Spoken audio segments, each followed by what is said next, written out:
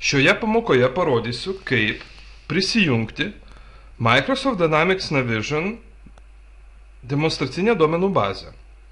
Microsoft SQL Server 2005 turi būti instaliuotas jūsų kompiuteryje. Tiks taip pat Express versija. Paleisiu SQL Server Management Studio programą. Prisijungsiu prie duomenų bazės variklio. Atsiradusiame objektų medyje pasirinksiu punktą Databases ir nuspaudęs dešinėje pelytės klavišą pasirinksiu komandą Attach.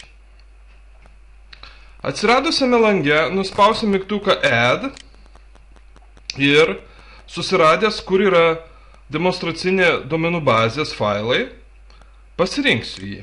Nuspausiu mygtuką OK. Ir dar sykį OK. Duomenų bazė bus prijungta.